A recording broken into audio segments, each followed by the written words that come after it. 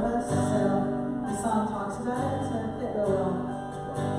And then at the end, we're going to have a surprise for someone in the audience.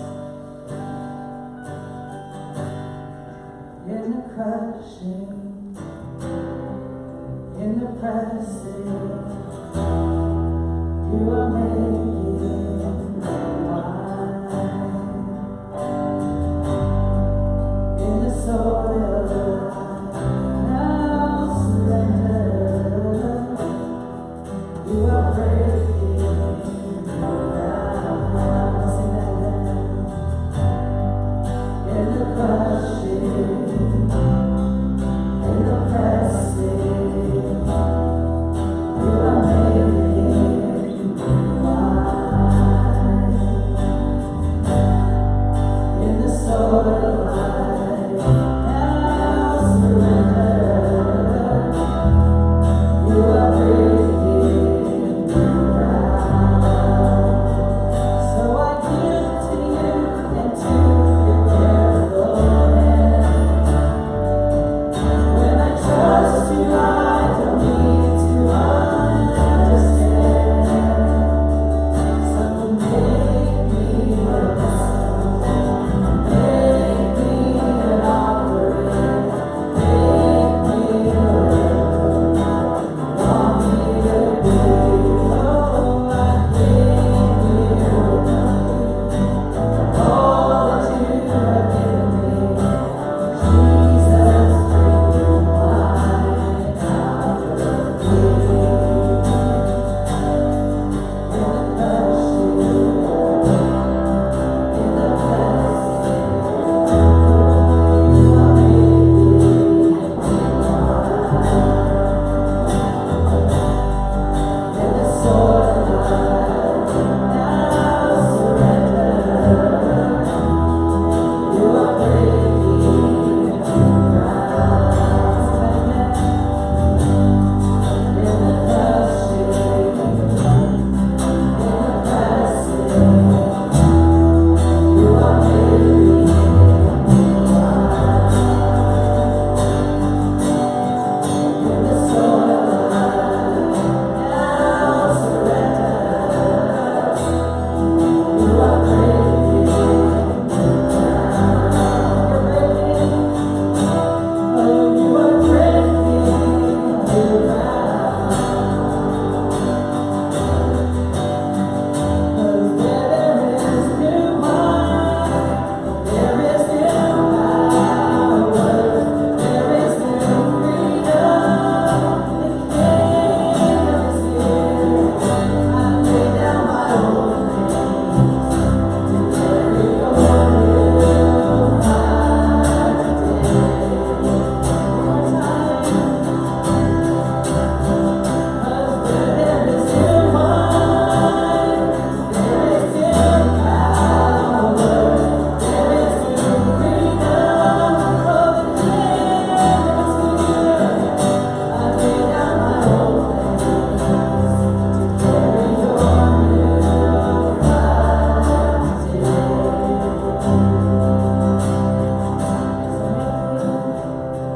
So make me a vessel, make me an offering, make me whatever you want me to be. God, I came here with all that you have given me. Jesus, bring wine out of me. Sing that one more time. So make me a vessel, make me an offering, make me whatever you want me to be. God, I came here with all that you have given me. Jesus, bring wine out of me. Jesus, bring wine out of me. Jesus, bring wine out of me.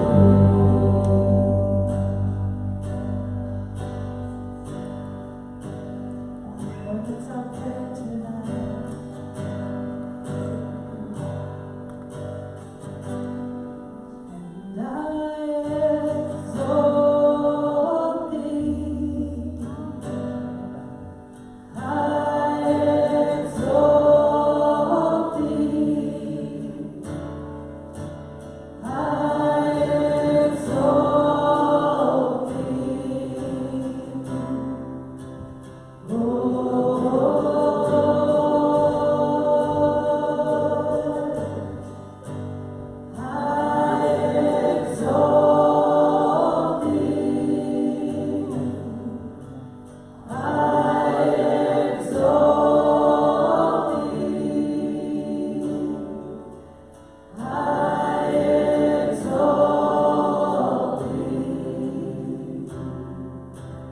One more time, just all of our voices. And I exalt thee. I exalt thee. I exalt thee.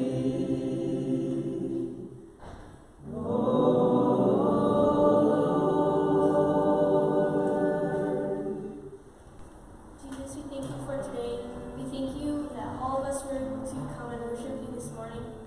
We ask that you would please speak through Pastor, and I ask that you come and that his message would just reach our hearts, God, but that our hearts would be open to receive, God, because you correct the ones that you love, God, but you also correct us with gentleness. So, God, I ask that you would come and that we would feel your gentleness today, God, that we would feel your love today, that we would come here with a new mindset, that we would leave with a new mindset, God, that we'd be able to take your light that you put inside of us and shine it with all the world. God, you said to go out and make disciples with all the world, God, so we're coming and we're getting new light, God, we're getting new wine. So would you come and that we receive the message today, God, but that we also leave with new light and with new wine. In the name of Jesus, amen.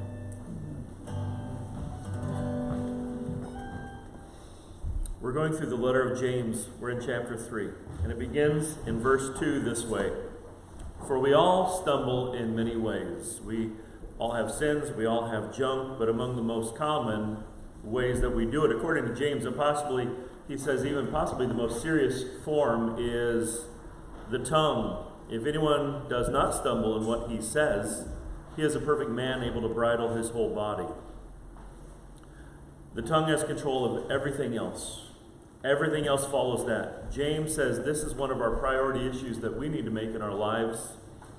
It is one of the most serious things. And he says, and no one's perfect. Verse 8, he says, but no human can tame the tongue. It is, in all of us, a restless evil full of deadly poison, full of potential ability to cause damage and harm in those that are around us. When I was 11 years old, I was living in Santa Barbara, down in California. That's where I grew up as a kid. And my family, we had just moved from Hillsboro, Oregon when I was 11. So I had lived in Hillsboro till I was 11, just this great little suburb of Portland, 26,000 people. And we moved to Southern California, where my dad was going to go be a pastor, and I started a brand new school. And all of you have maybe a similar story to this of moving as a kid and trying to figure out how to fit in. And I'm going to a new school, and I'm coming in from recess. And on this particular day, I had been picked on by a group of boys. And one boy in particular, and I was scared and I was sad and my chin was quivering. And I kept my head down low so that nobody would see how sad and how hurting I was. And my teacher stopped me at the classroom door, and I didn't want her to see me, and I was hoping like crazy that she would see me. And then it felt like everyone saw me. And I had been taught the rule. I knew the rule. Everyone knows the rule. Boys don't cry. Boys don't cry. Boys don't cry. We don't cry. But at that point, it was too late. That boy had called me a name, and he'd called me many names. And I just started to explode with tears. He was such a powerful person. And that teacher pulled me aside and said, "What did he call you?" And I stood in silence. I just bit my lip, and I stood there, and I stood there. I couldn't move. Because I didn't want to say it. I didn't want to have to hear that again. I didn't want to hear those names that he had called me again. And you know how it goes. I mean, school can be a very tough place as a kid. Especially for me when I was just in a brand new school and I was the new kid. And the playground can be hard, but not everyone, not every name that or taunt that is given to us has that kind of effect and makes us want to cry. As a kid and even now as an adult, the people that have the power to make me cry and to make my head bow down and to make my chin quiver, they're the people that I really hoped would like me. They're the ones that for whatever reason, I wanted their approval of me, and they have more power over me. And I was new to that school. I was out on that playground, and there's this one boy I really wanted to be friends with. For whatever reason, I liked him. He just looked like a kid I wanted to know, and I wanted him to like me. And as time goes on, I find that I don't need everyone to like me now, though, like I really wanted him to. But there are still those whose approval and friendship I deeply desire. My mom and dad have, over the course of my life, had far more effect, especially when I was in 6th grade. They had a far greater effect with the words that they used on me. And then even as I got into junior high and high school, my volleyball coach had a greater ability to shape me by the words that he said, and I needed them to affirm my identity. I needed those people to affirm my masculinity, and because we all cry out to have our masculinity or our femininity affirmed, whether it's a teacher or someone, just to notice who we are. And maybe the word they spoke to you wasn't that big, but because they were someone that you wanted to like, that word, that affirmation, it went to the core, it went to the bones, it went inside of you. Or if they spoke a bad word for whatever reason, it made your chin quiver and your knees go weak. But it had more to do with the person that was saying it, and it had to do with the words. And I have heard some harsh things spoken to me, and though they hurt, it's not like the words that I heard from people that I really valued, really wanted to like me. Because when they said it would shake my foundation. It's not just the person, who they are, but it's also what they said. It is what they say too. What they say out loud on the playground of life and the playgrounds, it changes as we get older. But the reason it hurts is because what it is they said, it had a little truth in it. And that's part of it. There was something that rung true in it. Because when you go back to when you're a kid, kids notice physical differences and they point them out very quickly. That's the easiest thing to target. And you hope they wouldn't notice your nose, and because your nose was a little big, but they pointed it out and they laughed. And it's true, my nose is a little big, but they just had to notice. And now it's out loud, and now everyone knows I'm either slow, or I feel stupid, or you have bad hair, too many freckles, skinny legs, you feel fat, you're wondering all of these things. I've always wondered about all these things about me, and now that someone said it out loud, and now everyone hears it, and they know it's true, and so now it's not just in my own head, but it's out there, and everyone is laughing at that. And when you played sports, you tried to be as fast as you could. You thought you were so fast, or at least you wished you would, and the reality is you felt really slow and you knew you were slow, and then someone said out loud that you're slow, and now everyone knows and it's real. And the person who said it, why did they have to be the fastest person who noticed it? Why did they have to be the one to say it? Why couldn't they be one of the slow people? Why did they have to notice how fat and clumsy I am, and inside my chin is quivering and my knees go weak? And the advice you would get as a kid, the advice that they would say when someone said anything hurtful was not really helpful in any way. Sticks and stones will break my bones, but words will never hurt me. And I'm like, that is so unempowering, because I'm not ready for the playground with that one. That doesn't seem to help. And the truth is, I don't actually ever remember using that phrase as a defense to protect myself, but I did use it to attack people when others would attack me. So if you attack me, I would use it back. People that I didn't care about, I would taunt them back. Yeah, sticks and stones, back right at you, you idiot. And I would throw that back. But when those words came from someone that I really wanted to like me, when there's someone I really cared about, and they said something that I kind of thought was true already, that I already kind of knew, and I noticed, and then you put a spotlight on it. Never did I feel like that phrase would protect the wound that had already happened. Because now I'm hurting. Because the truth is, while sticks and stones can break my bones, the words can pierce my heart, and the words can wound a soul. And if I break my bone, I can go to a doctor and I can say, my bone, we can look at that and we know how to fix that. We can set it. It hurts like crazy, but I've broken enough bones that they can medicate me and stop the pain, and we can set it and we can fix it, and we can put my arm or my leg in a cast, and in about 6 weeks I'll probably get out. We'll start, getting back into the game. And people know that I'm going to come back, and they understand that. But who do you go to and who do you talk to? What is the doctor that you go to if your soul just got wounded, if the words pierced your heart? Because if there was such a doctor that you could go to, a doctor of the soul, and you could say, what kind of machine would they have to be able to see that wound, to know how to fix the damage that was done? How do you explain to him where that pain is inside of you? Because it's kind of just everywhere. Sometimes it's higher, sometimes it's just in your gut, sometimes it feels like it's in my head and my toes even. If it's in your arm, you can see the swelling. Maybe it's dangling. You could show them. I know where the damage is, but when you go to a doctor, the soul, you're trying to explain them where that hurt is and why it hurts. You're not even sure, because there's not any evidence, because you can't see the arrows that shot you in the heart. The damage has been done, but the problem is those arrows have disappeared, and it's kind of like they vaporized. So how do you then explain not just why you're hurting, not just why it hurt, but why does it still hurt? Because now it's been a year since those words have been said, and it still hurts. And why after a couple of years, or 20 years, or 40 years, is that wound still so fresh inside of me, even though there's a confidence to you? People would say you're a confident person. You seem to have grown up to actually be an adult, and people look at you, but inside you're still feeling stupid. You still feel invisible, inadequate, and I wish they would have just broken my leg or thrown that stone so that I could have been better within 6 weeks. I'd even take a scar. I don't care.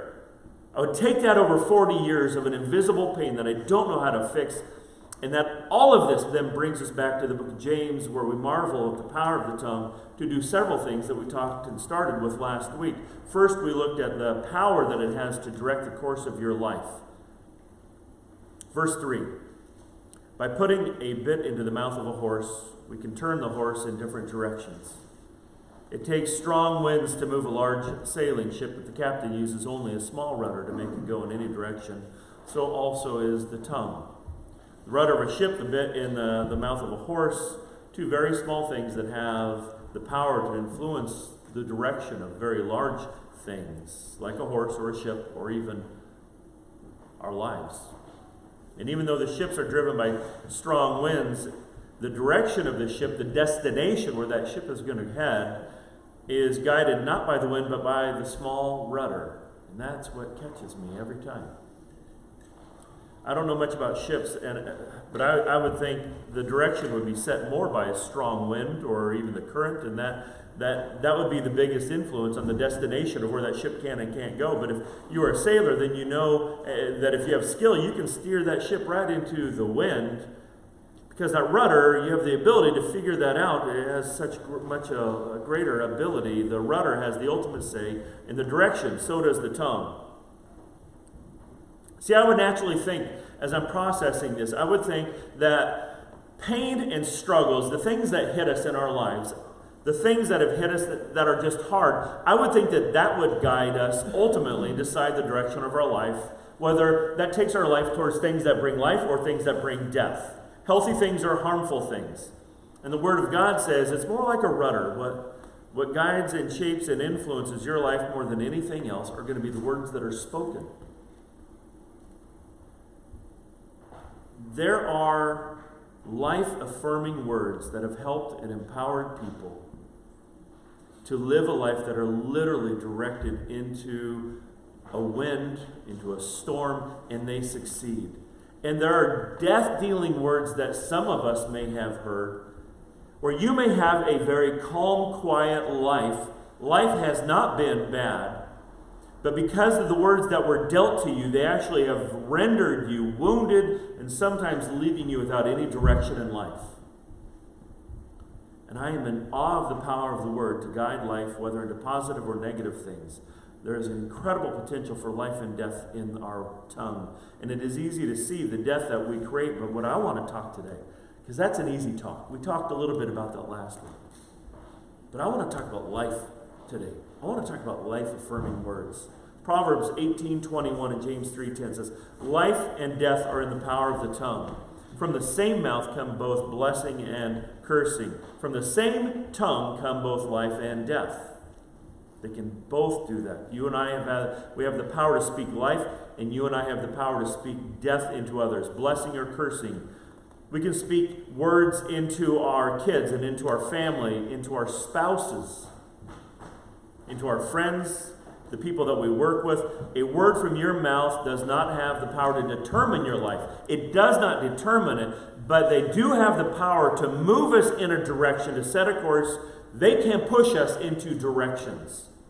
I remember when I had the DTR talk with Emma, the Define the Relationship. If you don't know that, I'm sure you all do. You're like, right. It said in direction when her and I sat down and we talked, what is it we really want? I love you. You love me. Where are we going? Let's talk about it. For some of us, it was a career that was set in motion by a word. I talked to one guy who became a teacher because of a word 20 years ago, that an encouraging word from an 8th grade English teacher. He said, "I believe in you. You can do that." That set the course of his life. A math teacher in 12th grade, a youth director that believed in you, a mom or dad who supported you. "I believe you. I think you're good. I think you can do it." And some of you have made choices in your life because of a negative word that have hit you, that have landed on you. Words like, "You'll never be able to do that. You are stupid. Don't even bother. Don't even bother. You can't even do that, so don't even try." And so you didn't even try. You didn't even try to go in the direction, to apply for that job, to try to go to that college, to set a course, to do something that you might have actually been very capable, very gifted of doing. You might be very bright, have amazing potential to do something, but there were words spoken on you and into you, and you believed them. You were just a kid. You believed them. You didn't know you didn't have to. How could you not believe them? So the bar was set very low in your life, and now you're getting older and you realize that bar was set so low. I could have jumped so much higher if I had just tried. If I knew that I could even try, I could have jumped so much higher.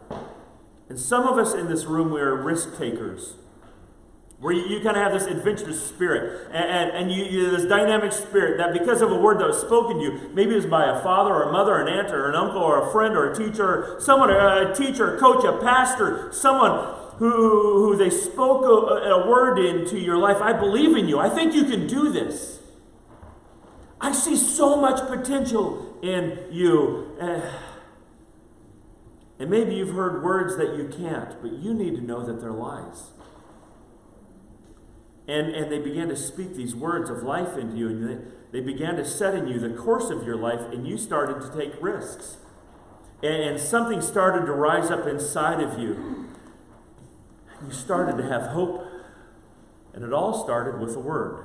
And some of you have this insatiable drive for success. And for some of you, that was set in motion by a word. It might have been a positive word, but you also need to consider that maybe your drive for success was set in motion, not by positive words of life, but maybe negative words of death. What? And some of you know exactly what I'm talking about. You are such a loser. You'll never amount to anything. And maybe it was not those exact words. Maybe they were those exact words. But then you found something you're good at, and you started doing it and doing it and doing it and doing it. And your drive for success grows, and you're 35 or 45 years old, and you find that your drive is not born out of something that was designed to bring you life. This is what I was made for kind of thing. But it was born out of a deep need to prove again and again, they're wrong, I can do this. And it's fueled by this anger. Some of you don't even remember that word or what that word is. All you see is that anger that is still residing and burning inside of you. You may be successful. I mean, we're talking crazy successful, and I'm not even talking about success. I'm talking about in your spirit, in your heart, you're just not satisfied. It's never enough. It's never enough. It's never enough. And the people who are your friends, they may have even been drawn to you. They're like, yeah, you're such a mover and a shaker. I want to be a part of that. I'm excited to be with you. They love your drive.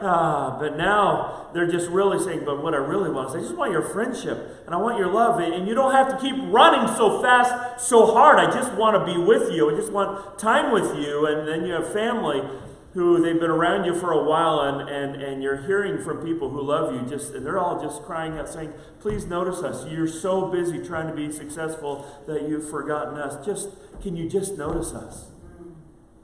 But you can't stop because you're still trying to prove, and you're driven because your drive for success is so strong. Would you please stop and just notice us, is what you hear around you. All of that from the power of a word that will set your life in motion. The power of the tongue to bless sets a course of our lives into life, and the power of the tongue to curse can set the course of our life into death. The power of the tongue, it can bless, it can curse. Hebrews 11. We get into what's known as the gallery of faith. And you've got this chapter in the book of Hebrews is so fantastic. If you haven't read it or even read it recently, you just dive back in. It is such this portrait gallery of people who have this amazing faith. They have this obedient, heroic faith. And because of their heroic faith, they're written about. And so they're kind of this listing in Hebrews 11. You get people like Noah, for example, in verse 7. Because Noah had faith, he was warned about something that had not yet happened. There had not yet been rain. Rain is a kind of a new thing they had not experienced. He was told, you know what, the skies are going to open up, water's going to come down, and in the face of tremendous ridicule and mocking, it says he obeyed and built a boat that saved him and his family. That's a big deal. I trust God to this thing I've never experienced. I don't know how to understand it. And I go, good for you, Noah. Good for you. That's easy to understand why you made the list. Verse 11, even when Sarah was too old to have children, beyond the possibility of having children, she was too old. She had faith that God would do what he had promised, and she had a son. Yes, I get that. That makes sense to me. Good for you. Verse 27, because of his faith, Moses left Egypt. Moses had seen the invisible God and wasn't afraid of the king's anger. And he led all of the Israelites out of Egypt, 1 million plus people, to the promised land. Of course, Moses, of course, you made the list. That makes sense. I get that. And then we get to two names that don't make sense. We get to Isaac and Jacob. And I go, okay, but I know your names. I know that you've done great things. Of course, you would be on the list. That makes sense. But I go, but why they're on the list? The reason their portrait is put up is so interesting because anyone who's on that list is there because of what they did. And it says in verse 20, by faith Isaac blessed Jacob and Esau in regard to their future. And what Isaac communicated to his children was, you have a hope and a future. That's what he told his kids. I believe in you, and I am invoking the name of God on you. And in the name of God, you have a hope and a future. He just blessed his children. What? Verse 21, later when Jacob was about to die, he leaned on his walking stick and worshiped. Then because of his faith, he blessed each of Joseph's sons. So with all of these great works that are being listed here in this chapter, these two are mentioned for no other reason other than they blessed their children. Whoa. I go, that is huge. God is putting power. God puts the power of a verbal blessing. He puts the power of the word to affect the life of a young man or a young woman on par with the greatest acts of faith in the Bible, right there. Equal to the miracle birth, the building of a giant boat, and the delivery of God's people out of bondage. Equal, right on par. The words of life that you and I, that we speak to each other, to our children and to our parents and to our co-workers and students and to each other and our friends, it is a big deal to God. The words that we speak are a very big deal. And while we can easily recall memories of words that have cut us, we all know very quickly and remember the words that have damaged us. Ask God even right now to bring to mind words that men and women have spoken to you that have brought you life. Just say, God, I'm checking out on Kenny right now. Help me remember words that have brought me life. Sometimes the reason it's hard to recall the words of life that are spoken over us is because I don't have to recover from the words of life that are spoken over me. I do have to recover from the words of death. Words of life, they can set the course of a life, but they're not as shocking and they don't sear my emotions. They're not as in my face, and they're not as easy to remember as the words of death. Words of death stick around much longer. Ask God, help me to remember the words of life. Ask God right now, whether it's that parent, that friend, that coach, that teacher who said in one way or another, I believe in you and I think you can. This blessing that we can give to our spouses, and sometimes that is one of the hardest things. I know I'm supposed to be a good dad. I'm supposed to say things. I don't know that I always think, how do I bless and empower my wife? Sometimes my wife, she's my partner, my best friend, or whatever. She slips under the radar more than anyone else. Our spouses. Sometimes our parents. Why they don't think that? My parent is supposed to tell me everything. I'm not. How do I speak up to them? How do I empower and love them? How do I speak words of life to them? And these blessings that we give them are deeper than, have a nice day. God speaks to his people who are about to give a blessing in Exodus 6:23, and he tells them, here's the ultimate goal of what a blessing is. I want you to know right here. He says, what I want you to do in all of this is invoke my name on them. I want you to know that when you are blessing, you are speaking my name on them, the name of God on them, the name of God on your life.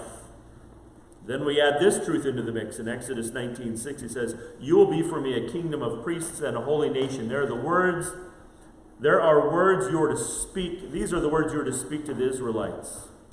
Revelation 1:6, to him who loves us and has freed us from our sins by his blood has made us to be a kingdom of priests to serve his God and Father. To him be the glory and power forever and ever. When we renamed this church, because we used to be called Cathlamic Christian Fellowship, we did it because of these verses right here. A priest is someone who connects others to God. That's a bridge builder. A priest is what's called a bridge builder. We didn't do it because there's a bridge to the island, though that was a nice connection too. But the reality is, it was designed to be a directional vision. We, not Kenny, we are to be bridge builders to help people connect them to God. Because every one of us is a royal priest. And as a priest, we have priestly functions. We have duties. And one of the responsibilities is we have, every single one of us, the authority to bless. You have the life of God in you. You can bless and speak the name of God onto other people. And I wish I had the ability to place that on your heart for you to realize that to just put that spirit in us, that we could have the confidence and courage to rise up as priests and speak with truth, the authority to bless and speak the name of God on the people around us. That would be powerful. To put the name of God on people by the word of the Lord. I put the name of God on you. Put the name of God on you. I put the name of God on you and the life of God on you. And I bless you with that. I bless you with that. I did that this week. I was sitting around the dinner table, and we all sat for dinner. It's like Tuesday night. And Emma said, Kenny, can you pray? I'm like, yes. Talia, the life of God on you. The name of God on you. Taryn, and I went through Lucas and Owen and Emma, and even, I'm like, she's like, that is the weirdest prayer. We didn't pray for food. I'm like, yeah, that's cool. And then we ate, and all my kids were like, what are you, Dad? You're so weird. I'm like, I don't care. The life of God on you. Amen. Putting it on you. Those helping with our junior high kids, our high schoolers, our children, the teachers, the coaches, parents, aunts, uncles, grandparents, spouses. What if we blessed everyone around us? We're big kids, we're blessing kids that we're looking up to them. I want to tell you, if you have Christ in you, if you have the life of Christ inside of you, you have the authority to put the name of God on people by the word of the Lord, you have the authority. You have the authority. And to have authority means it works. It matters. You have the authority to put the name of God on other people. And by the word of the Lord, I give you the authority to bless and put the name of God on other people. You are a priest in the midst of others. And many of you have already been doing this. And you may have felt like you are the only one. You need to know we're all priests. It doesn't matter how old you are. It doesn't matter how long you have been a follower of Jesus. You have the authority. And then we get to stand back and marvel at the power of the Word and what it will start to do. And not to be goofy about it. I mean, that's not the goal. But to bless others, even today, where I put the life of God on you. I put the name of God on you. Where we look for ways to love and bless others, the kids around us, our spouses, our friends, our family, co-workers, and then to marvel at what is going to start happening around us. The names of all 4 of my kids, they have meanings that are important to Emma and I. We chose their name for their meanings. And I was recently telling my son Lucas how he got his name. He was wanting to know. And so we're laying on his bed at night, getting ready for bed. And I said, well, I love the book of Luke in the Bible. It's my favorite in the New Testament. I said, I love the book of Luke. I said, I wanted a kid who had that name. I wanted Luke was a doctor. And what I loved about Luke is that he used his occupation to share and further the kingdom of God. He would go on trips with Paul. He traveled with Paul. He wrote the book of Acts. And even in performing miraculous healings all around him, and he was even performing them, he was still sharing Jesus. And I told my son, I admired this man Luke. Here is a man who used his brain, he used his intellect, he used everything he had to grow his skills and his passion. He became a doctor. He was well respected. I admired him, but what he then did, it says, I'm going to invest all of my talent, all of my ability into the kingdom of God. It's like, I don't want you to be a pastor like me. I want to save you from that. He said, I don't care what you do in this world. You are free to do it. You have the ability. Do it. But whatever you do, also use it for the kingdom of God. Whatever skills you develop, invest them in something that is even more important than this world, but it's loving God and loving others. And I said, Lucas, I pray this over you. This book was this man who I want you to be. I don't care if you're a doctor. I want you to be like the doctor. I want you to do that. And he didn't know what I was talking about. I'm like, that's fine. Is that name on him the final say for him?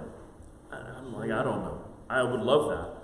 But what I do know is that a word has the ability to set the course of a life, and it has the power to move him one more inch, one more step into that direction towards life. And I wanted to give him a blessing, and I wanted a name that would give him a blessing.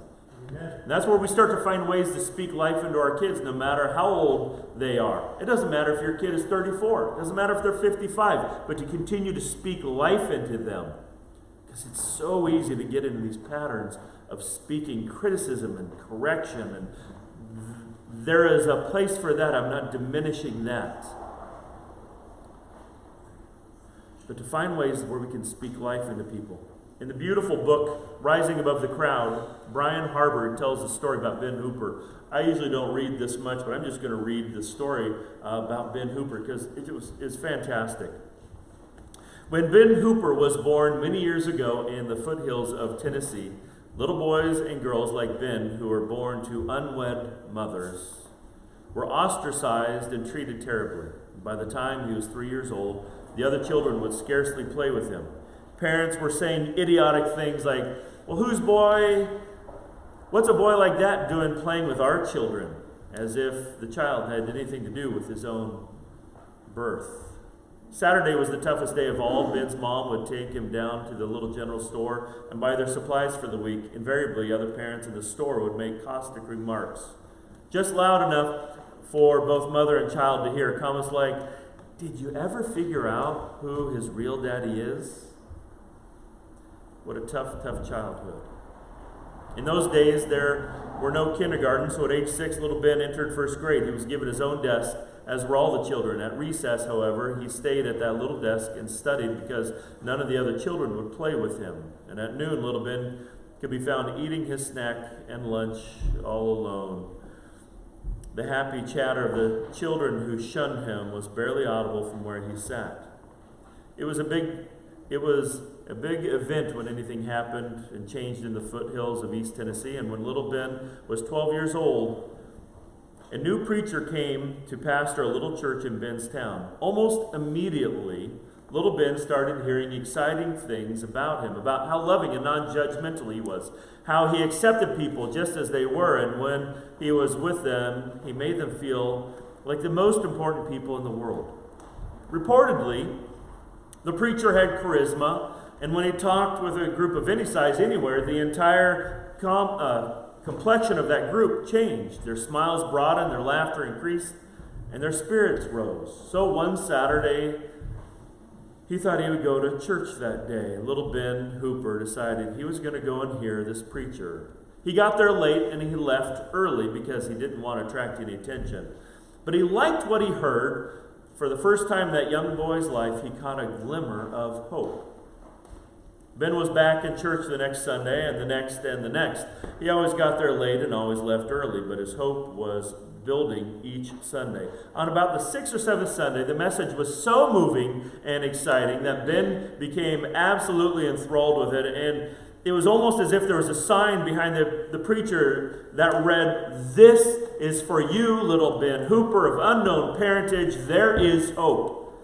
He got so wrapped up in the message, he forgot about the time and didn't notice the number of people who had come after who had taken their seats. Suddenly, the service was over. Ben very quickly stood up to leave as he had all the past Sundays, but the aisles were clogged with people and he could not run out. And as he worked his way through the crowd, he felt a hand on his shoulder.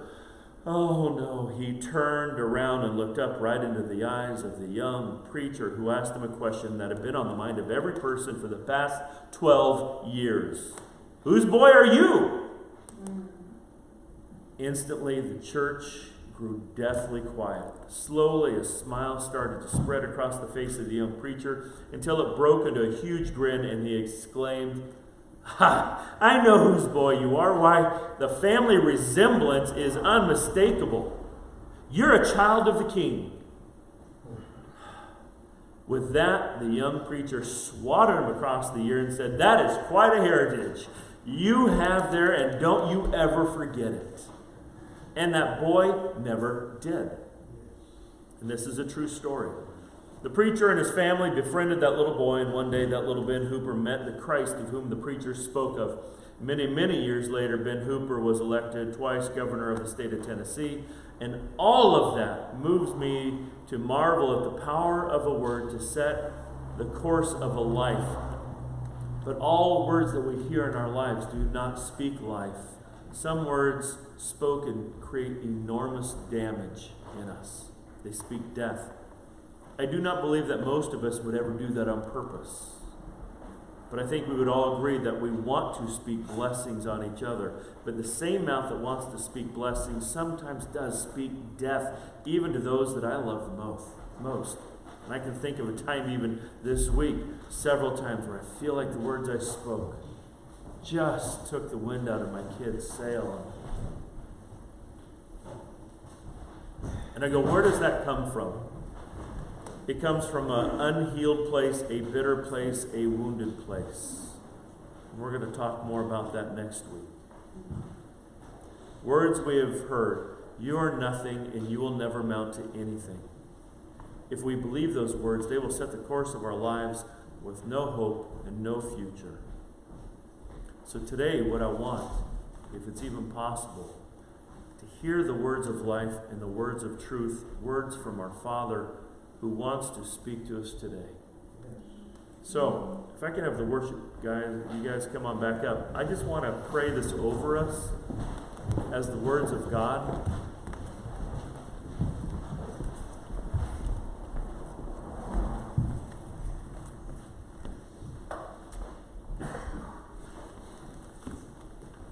If there is a woundedness if there are people in here, and I know there are, if we have a woundedness, that we would open our hearts wide as we can.